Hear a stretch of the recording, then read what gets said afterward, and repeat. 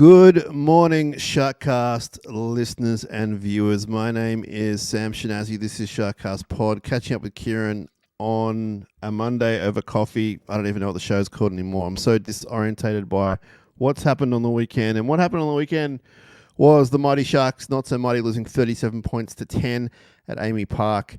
Another finals loss for us, unfortunately. Storylines are just floating around the world, and I can't avoid them. It's like I'm in Sharknado, Kieran, and I'm Iron Ziring, not Ian Ziring, and they're coming for me, but I'm just losing the ability to fend them off. And they're coming for me. Nico can't do this. Sharks can't do that. Fitz can't do this. And I'm fighting, man, but it's getting harder every second. So we're here to talk about what happened on the weekend. We're here to talk about what's going to happen this weekend.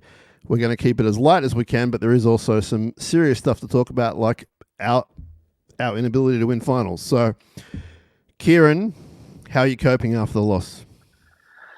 Well, I said last week I thought it was going to be a very tough task for us, and I thought we had a small window of opportunity to get the job done. But then as the week went on, I started to feel it a little bit more. I started to see all the disrespect. I started to see all the talk about, how Melbourne was just going to run over the top of us. I started to see all these things. The podcast with Riccio that you did was great. The one with Gaz as well. I was fired up, and I really thought enough is enough, and these guys are going to stand up and make a statement. And then the ball was kicked off, and it went downhill from there. And let's talk about that one moment to start with, and I'm going to tell the whole world that one moment did not lose us the game. However, that one moment set up a bit of a mood for a little while, and it obviously allowed them to score a try early on. Will's completely at fault. I know it was a windy day, but his positioning, when you look at it, he was standing almost on the 1 meter line. Now, maybe he stands there every week, but you got so much space behind you. Yeah. That was unusual. And he obviously lost sight. I'm not here to hang the bloke. I think he's a good fullback, but that was a really not a great way to start things. And then we saw the try a few minutes later from dummy half, and that was almost as bad, I thought. But we got back into it. Yeah. So for all the negatives we're going to talk about, this was a game that we got back into at halftime. We saw it. We had the wind in the second half. And then we came out, gave away a penalty, gave away a 6 again, held on for another 10 minutes, and then just sort of let it go. But it was such a strange game, Kieran, in that there were 6 or 7 moments that we blew it, but they weren't necessarily missed tackles. They were not kicking out in the full. They were not getting the ball first set, getting caught on the fifth, getting cute with the Storm. Stuff like that is where we lost the game. Yeah. And they, in hindsight, could have done it so much better, so much easier. They defended pretty good for a large part of the game. So it wasn't all doom and gloom. But the fact they let it slide at the end meant that the pressure on them now was immense. If they'd gotten within 8 points of that game, the storylines aren't as thick and fast. Anyway, I've interrupted your train of thought. Tell me about where you thought we went wrong. Mate, everything you said, right? In the first half, there was 3 errors that we did, and those 3 errors gave the Storm 14 points. Now, if you're to beat the Storm, you can't let them score, more than 14 or 16 points, right? Because, if the Storm are scoring 20 points, it's going to be very hard to score 21 points, right? And we just gave them way too much opportunity. And the errors that stood out were very bad, but again, it was just compounding. And I don't think it's oh my God, I've got to get rid of Nico type situation, because again, it was those 3 errors, and Nico did one of them when he didn't kick out, Yes. for that penalty and all that type of stuff, right? So, I'm definitely saying he didn't have a good game. But again, we beat ourselves. And I think that's the frustrating thing. I think there's probably only been 2 times this season where we've been completely outplayed. And that was against Penrith, and that was against Parramatta. And the other games that the Sharks have lost is they have not put themselves in the position to win, and they have done stupid errors, bad penalties, and then they've got too far behind. And that was this. And Melbourne were perfect. Melbourne in that first half completed, I think it was 20 from 20 sets. But somehow we ended up having 51% of the possession going into half time. Then there was that little period, I know there was a very bad start again at the start of the second half, but then there was a period there of about 10 minutes where we actually were looking like we were getting on top. Mm-hmm. And then again, errors, penalties, we took the foot off and the Storm just ran home and the scoreline blew out in the end. But hey, the Sharks deserve that score that was put on them because their line speed in defense was non-existent. Hughes was running 10 meters before he was kicking the ball. It was just there was no wonder we could not get off our try line because again, we just gave them too much. Yeah, it's a good point you raise. I think when you watch the game back, like the enthusiasm that we expected wasn't really there. Like, I'm not saying they didn't try because they did try. They were in the game for 60 minutes against the Storm. They did a lot of things well. It will shock you that they had a 93 completion rate. The Cronulla Sharks. The Storm had 96. So it was a near perfect game from handling. Absolutely. The Sharks ended up missing 45 tackles, but 15 of those were in the last 10, 15 minutes. It still counts. But they held their own when they needed to, up to a point. It's just those moments, and you wonder what it's going to take to change that cycle. Is it more experience? Is it different game plan? Is it different positions? Is it different players? The other thing I want to hone in on is the fact that I thought we just couldn't win the ruck, and we couldn't win the ruck with our forwards. And for all the let's get rid of Hines, let's move him to fullback, all the talk that's floating around, I'm in Sharknado, doom, doom, doom, here they come. What is the guy supposed to do when they're attacking on their 40-meter line? There's things you can do. Of course there are. Not many of them are going to work against the Storm. That doesn't mean he can't do more in his game or play better. But this whole storyline that he didn't perform to a certain point of view. How about the forwards do something? Like,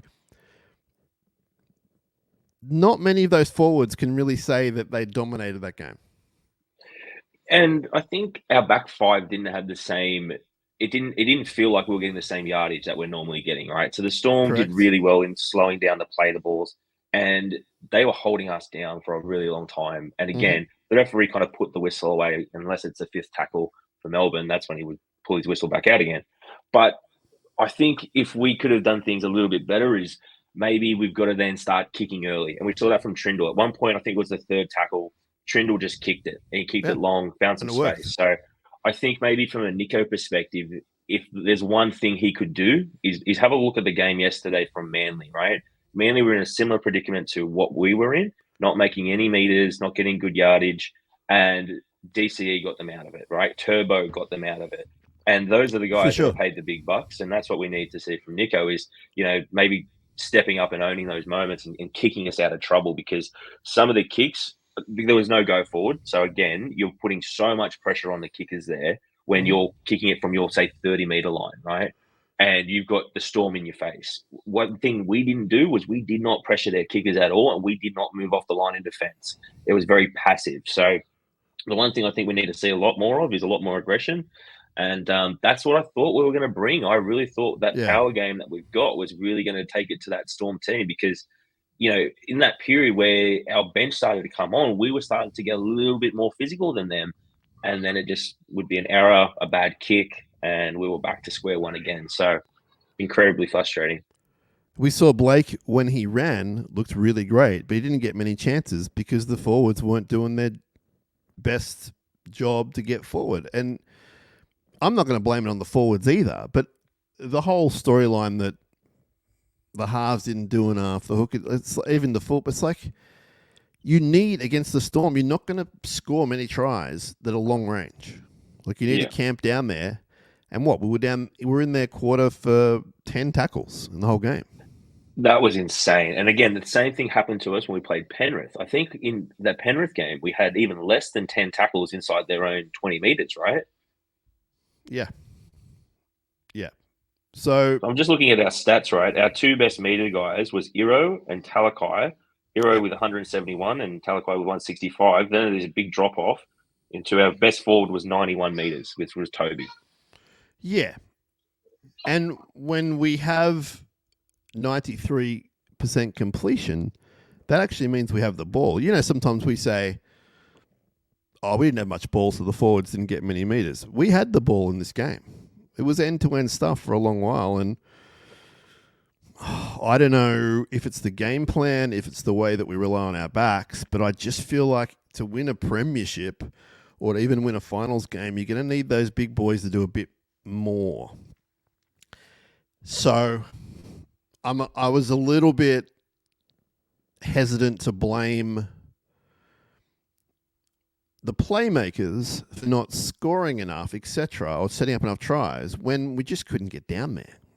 And you're right. Like, it's not all about the forwards either. The kicking should be better. Like, they all could have done better. Let's talk about the other shark coming towards me, Sharknado. Nico. Let's talk about Nico, because everyone's obsessed with Nico. And I get it. I'm not talking it down. I'm not shying away from it. He had, what would you call it, an average game? I didn't think he was a bad game. But whenever we don't win, whenever we don't get to where we want to be, it's always, why didn't he do this? Why didn't he do that? Which I understand. He's our highest paid player, or he's going to be next year. And he's an important part of what we do. How did you think he went? What could he have done better? What was bad? Talk to me about Nico. Yeah, look, that missed kick for the penalty, that really kind of just really deflated the whole team, right? Yes. And it was never like he was the same again after that moment, right? So from a Nico standpoint, I think he definitely had a subpar game. I wouldn't score him, over 5 out of 10 in that game, Okay. and that's not acceptable for our main guy, right? And so True. obviously we need more from him for that. I do concede on the point that, again, the forwards weren't going forward. We weren't getting the right, positions on the field to actually attack and do the things that we need to do. But then that's where we've got to see some creativity and some, all right, what's plan B? Because plan A is not working, right? So I think there's no way you can rip Nico out of this team right now, considering what's going on. And I don't think that he's our biggest issue. He's the easiest issue to point to because, again, he's the most high profile player and he's the guy that should be getting us across the line. Now, I've said all season there's two really good teams in this comp. There's Penrith and there's the Storm. And then we sit a level below with like the Roosters. And then there's another level below that, which I think is the Cowboys and Manleys of the world and all that type of things, right? Now we're in the finals. We're seeing the Cowboys and Manly starting to, put together some good performances and looking like they're going on the right direction. I know we beat Manly very easily the week before, but again, I think that's a reflection of where we sit versus Manly. So this whole narrative around the finals is because we're in the top 4, right? Now this is a completely different scenario to 2022 when the team was completely busted against Souths, right? And Souths were fit and firing. So I'm not expecting us to have a bad performance this week. I am expecting us to actually get the win this week. But again, it's going to come back to the Sharks playing Sharks football and not, letting these narratives, these storylines get out of hand. Because if they do go out again, back to back in finals games, it is going to be a hell of a long off season. And again, all you're going to hear for the next 12 months until the finals is the Sharks can't do it. Nico can't do it. So again, Nico is going to need to stand up this week and get the job done. But it's going to be a good test because the Cowboys, you just don't know what Cowboys you're going to get. The Cowboys could turn up and could make life very difficult for us. So I watched the game intensely, as you can imagine, and over several viewings. And I don't want to buy into the Nico storyline. I really don't. And I'm not. But if you can see the body language on a camera angle after he does the miss kick, he wasn't chasing the ball. He was in a hole and couldn't get out of it. One moment. I'm not suggesting it's anything more than one moment.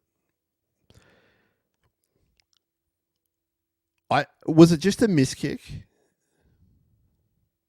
It was a complete shank. Like it didn't even go close to the sideline. It was it was like 10, 15 meters in from the touchline. Like, No, but I he mean, couldn't have done is it worse. that why it happened? Like he just kicked it the wrong way, it slipped, something happened, right? What I think was he was probably, and again, I'm trying to overanalyze this, but I'm thinking he probably just was like, I need to get this as far deep as possible. We need to get some field position, and he just the attention to detail wasn't there, and he just completely shanked it. So, what I'd be doubling down on as a coach of this club this week, and we talked about it last week, and I know they talked about it during the week as a club, but making the most of the opportunities. But you got to do it with a level head. So if that was his theory of, I got to kick the crap out of this and do it quickly and get us out of here, I'd be like, no. Take the opposite approach. Yeah. Cool, calm, collected. Get what you can get. We move on. Your extra 5-10 meters really isn't going to matter. There were moments in that game they just would have back in a heartbeat, and I would be circling those. That'd be my video analysis. It wouldn't be about the Cowboys overly. It wouldn't be about where you went wrong defensively against the Storm, because we could see what happened. It would be about those moments that we've talked about. How would you address it again? How would you deal with it again? That's what I'd be working out, just so they're mentally prepared. And look, maybe they knew they had a second bite, so maybe they weren't as amped up or as desperate, or whatever word you want to use. And maybe this week they'll know that they'll have to be. I don't know. I find that hard to believe. I'm just sort of trying to give you a theory on what went wrong, but it just didn't look like all 17 guys were completely ready to rock. And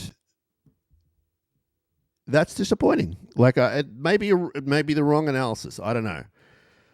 But the Storm were up for it, and we knew that. And I think we were just a bit behind that. Yeah. If Ramian's not fit, and we're led to believe he will play, but if he's not fit, are you going with the same backline? Yeah, I'm not moving Siffer. I thought Siffer was one of our best players on the weekend. And, him and Iro, they're the only two guys that made actually decent meters when I've just checked the stats. So, Again, Siffer is a bit of a like-for-like replacement. And you've got to put yourself in the opposition's standpoint too, right? Who do you want running at you? Do you want Daniel Atkinson running at you, or do you want Siffer? And, it wasn't a perfect game. There were some defensive issues that we saw. But again, he caused a lot of havoc there. But, geez, I hope Jesse's fit. And I think from everything that I've heard, he should be fine. But, because again, that changes our bench too, right? If you look at our bench. Well, I was going to say, are you keeping your bench Atkinson, Williams, Hunt, and Hazleton? Because I don't know if I am. Because it just felt like we didn't have a plan for DA. And it just, he came on at the end. The game was already well far gone, right? And there's nothing he could really do to kind of affect the outcome there. But if we can't work out a way to inject him and his skill set, because again, he's had a great year this year. He's been one of our best playmakers. He's clutch in field goals and all that type of stuff. There is value in having him out there. But, if the choice is between Tom Hazleton or DA, I'm having to go Hazleton, because the Cowboys team is a really big forward pack, and we just didn't have the punch that we needed, right? So we bring Jesse in. Jesse's probably good for 150 meters or so. You again have Siffer back on the bench, who can give you 170. So you're starting. All right. Let me ask you this. Let me ask you this: are you keeping Williams, Hunt, and Hazleton on the bench? I'm keeping Hunt. I'm definitely keeping Hunt. Hunt now knows that this could be, every time he walks down the field, it could be the last time he does it for the Sharks. And, I'm expecting Hunt to do big things. Jack has that defensive role that he plays for us, and he locks up the middle. Handling, we've touched on that a couple of times over the season, can be a bit of a concern. But again, you need that work from him. And Hazleton looked a little bit busted. I don't know if he's 100% fit. He looked a little bit better after probably about 10 minutes or so, but he looked really cumbersome. And there was a few tackles there where he was running the ball where he just looked like his knee was about to give away. So if Hazleton's not 100% fit, that makes the decision probably a little bit easier, because then you can use DA there. I don't think you would bring in a Tooks at this point. But yeah, I think that fourth spot on the bench against the Cowboys, I'm probably going the power. Because again, say you do get through the Cowboys, you're then going to be going up against the Panthers and their monster pack too, right? So you need to pick a style here and you need to pick a theory. But to leave Daniel Atkinson out of the 17 would be crazy, but it could happen. And then if it does happen and the Sharks lose, it's all we're going to hear about for the next 6 months. I'm just interested in what Atuku could maybe do. I know I'm talking more than a 5-minute stint. So I saw his stats from the Newtown Jets game, and it looked like he had a pretty good game. I think his stats from memory were a little bit better than Hamlin Ueli's, whose stats weren't too great. So, but again, I heard that it was a bit of a mixed game. So I didn't see the game. Did you catch it? I saw most of it. I'm not really, to be honest, judging it on that. I'm happy that he's had some big minutes and played some good footy, but I'm just thinking outside the box and what these guys can bring. If Hamlin Welly was fit, as in injury wise, I would throw him in ahead of the others, but I don't know if he is because there's a reason why he's not getting picked. And I just wonder if Tuku's very fit. I wonder what he could do around the 35-minute mark, around the 55-minute mark. I know it messes with your bench. I'm just sort of thinking outside the box a little bit because I wasn't completely happy with what I saw on the weekend. So who's dropping off your bench? Potentially Royce. Wow. Potentially. And I'm not dissing him. I think we need something different, man. Because I think when Royce is on, he's very on, and again, he can really bust open a middle. Yeah, look, I may just be a bit jaded from the weekend in general and a bit negative on a few things, and I'm not. I love him as a player. I love him as a person. So I'm not saying he doesn't belong there. I'm just trying to think of something different. I wasn't overly happy with Jack's game on the weekend, but you're right. He does bring some good defensive abilities. Hazleton looked like he was playing injured. He gave you everything he's got. Like he gave you everything he had, and he always does. And the Atco thing's just the week before. Atco thing's just a pickle. It's like, well, I love the guy. I want him in the 17, but if he's coming on as a lock, it's like, Yeah, especially when our other options are huge humans who do a lot of work, right? So if you can't, I think if you can't find a spot for Acco in the starting 13, he might have to be that 18th man for a HIA or something like that. But geez, that just feeds this whole Nico narrative even more if the job isn't done, because everyone's going to say, hey, look who you had at 18th man. All right, well, let's talk more about that. The mailbox, as you can imagine, is I had to write to Gmail and ask for an a bigger storage unit, and they're going to give it to me. But a lot of it is about moving Nico to fullback and bringing in Dan Atkinson in the halves, whether it's this week, whether it's next year. What are your thoughts on that? Be a better fullback. Yeah, I think Acco would be a better fullback than Nico. I think he's got that style where he can pop up anywhere. He bounces off tackles. I think he's probably got more speed than Nico. And again, the fullback is an extremely important spot in terms of attack. And that my criticism of Will this year is he's been tremendous defensively, but I haven't seen him be in the form with the ball that I saw last year. Last year, there was a lot of set-up tries, the same with the year before. Whereas this year, I keep waiting for Kennedy to kind of kick on, right? And so I think that's probably one thing I would probably look at is maybe DA goes to fullback, and you could give him a full preseason there like they did with Connor Tracy. Oh, so you're talking next year, you're not talking this week? To change your spine this point of the finals is open heart surgery. And, we saw in 2016 where they hooked Chad from that game and they put Bird into the halves to get Bird more ball and to get Chad out of the way.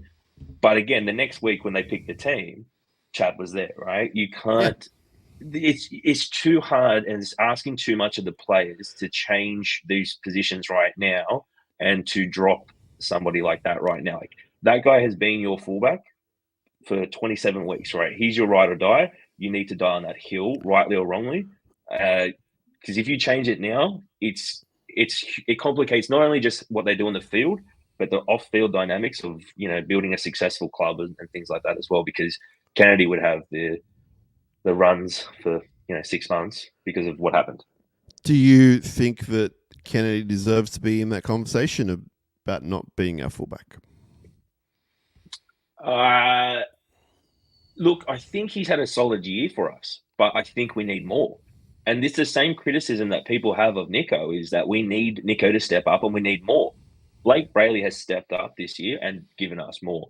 I would argue Trindle, I think, has stepped up this year and given us more. I think Trindle was one of our better players on the weekend as well in a very tough situation. So I think those guys have shown me improvement. Nico, we've spent the money on. He's our guy. Before Origin, he was one of the best players in the comp. It was a no-brainer to pick Nico for that position. He needs to get back to that level quickly, but we've seen that he can do it. He's played rep football, all that type of stuff. So that's not changing. Like, it's just not realistic to expect that to be changed. As much as you can want it or not, there is a reality to, we've just given this guy $7 million. It's not changing. So we're not getting out of that. And then I look at the fullback and I say, well, that's the position that we need to improve on. And that's where I go, well, that could potentially be the landing spot for Ako. But then I also think, all right, we've got Ison, doing really good things in the lower grades. What's he look like come round one next year? I look at all the off-contract players that we've got coming up in November 1st, and I start thinking to myself, all right, well, do we need to shift a bit of money around and use a younger player like that or a cheaper guy like DA? Or then I start to think to myself, is that the position we go into the player market for? Because we are missing one piece. And I think Fanil Blake is going to be a huge difference to us for being that piece. But I still think in our spine, we need another point of attack. And I think, Kennedy, I think he's probably the one that's probably the most likely to be switched around. But then Trindle's off contract too, right? So maybe that's a decision that we've got to look at as well. Yeah, a bunch of press going around this week about the Sharks. I mean, that it's the journalist's job to create these stories for everyone to read, and one of them was about the number of players off contract for the Sharks coming up, and that got me thinking about a few things, and that'll be up for another podcast and conversation. But there's a bit of thinking to be done by the staff moving forward over summer. Cowboys this week. Is there anything else you want to address from the Melbourne game? No, it never happened. I don't ever want to think about it ever again. Sorry to those people that went. A lot of people went, man. That's the other. Some familiar faces in the crowd I saw too. Yeah, that's always disappointing. But good on them for going, making the effort, paying the bucks, taking the time. Cowboys this week, they're in really good form. They didn't blow me away in that game on the weekend. I thought the Knights were the better team. I thought the Knights can feel a little bit hard done by not getting that win. Mainly driven by one player, but they were really good. Cowboys, we know, can be good, as you said. They're on, they're off as far as being lights out. But to be fair, they're one of the form teams of the comp since, I think, Magic Round or around Origin time. They've probably lost 2 games, so they know how to win games. We've seen former Shark Chad be relegated, and they brought in Clifford, and he's going well with the other guys, so it's a pretty stable team now. And I think we're in for a pretty good game. I do think we can do it, and we'll get into all that during the week. But what are your initial thoughts on the Cows coming to town, coming to the Allianz Stadium? They finally locked in a venue, which is great. My initial thoughts are the Cowboys again in the finals. Here we go. Yeah. But my favorite night of the football was 2016 when they played the Cowboys in the finals, right? So the Cowboys do worry me because they have a lot of attacking threats that they can score points really quickly. I think getting Jesse back, getting that combination back is going to be huge for us. That was the best defensive edge, in the competition. So I'd love to see that back together again, and then also strengthens our bench. I do expect us to perform well. I really need Nico to stand up and give a big game here. And silence these people that are going after him at the moment. I need to see like that first half he had against the Roosters last year in the finals. That was a really good first half. If we could Yep. see something like that for 80 minutes from Nico in a big game like that, I think it's going to do a world of good for us to get the victory. So it's not going to be easy, but again, I look at it and 1-17. I probably would prefer more of our players than their players, but I always want to take a step back. Everyone's got that whole narrative around the Sharks in the finals. And look at the Sharks and the Cowboys. We both got our coaches at the same time, or maybe the Cowboys did. Payton start a year before Fitzy. Can't tell you. I think they're roughly the same. I think it was his first year, the same year as Fitzy, right? So they've been on a similar trajectory. We both finished top 4 that first year. The Cowboys beat us in Golden Point. Fair credit to them. I didn't give them a chance. I thought we were going to do really well. We didn't do well there. That's the one final game that really burns me that we lost, okay? Then the next year, the Cowboys didn't make the finals. We did. We finished 5th, and we got eliminated by the Roosters. Again, a bad loss. We shouldn't have done it. But now we go into this year, okay? And Payton gets a win against the Knights. Now, I think if we played the Knights in Cronulla, we're beating the Knights, right? Yeah. So now the media goes on the Cowboys side and says, oh, look at this. The Cowboys, blah, blah, blah. But we beat them in almost every single statistic this year. We finished higher than them on the ladder. I would argue that I would prefer Fitzy over Payton any day of the week. So yeah. I am confident around the club and what we're going to do here. But again, that just shows you how the narratives can change because he has, they beat us in that finals game, full credit to them. But, a win against the Knights, does that really make them a better finals team than the Sharks? I don't think so. Again, we played Melbourne in Melbourne. Yeah. That's bloody tough. And you look at the Roosters, who a lot of people are talking up the Roosters, they got smacked by Penrith as well, okay? So there is a reality to where we sit in this competition. We're not one of the top 2 yet. There's a lot of work to be done there. It's almost like our punishment for finishing the top 4 was to be hammered by one of 3 teams, particularly one of 2, and we got Melbourne in Melbourne. And I'd also argue we weren't hammered until probably the 55th minute on. Up until then, we were in it. Like, we were fighting hard. The defense was good. There's a lot of... You know what it's like at finals times, and I'm not putting shade on anyone who's watching or listening that falls into this category, right? But people at this time, if you're a supporter of a team, but maybe you're not that invested, which is not a crime, you jump in, right? You jump in when it's finals times. We see it. We saw it in 2016. We see it every year with the Sharks, for example. It's not the only example I can give you is the Sharks. I see it with the amount of interaction I get personally through the podcast. There's a lot more people you don't hear from very much jumping in at this time of the year. And that's awesome. I love hearing from them. We're going to see them on Friday night, right? Like, it's not me looking down on someone for being less invested. They're your team. Jump on whenever you want. I don't care. However, the amount of volume that you see, for example, on social media multiplies. And it multiplies when Nico doesn't do this, Fitzgibbon doesn't do that, the Sharks don't win this. It multiplies. And I get it. I completely get it. The storylines you're talking about stem from people like that building this boulder that's coming towards you. The Sharknado is coming towards me, and I can't stop it because more people are on board that bus of that Nico can't do this, the Sharks can't do that, Fitzy can't do that. The only way to silence it, as you said, is to win the freaking game and Nico be man of the match, which is a lot of pressure, but go do it. And then you march on to Penrith.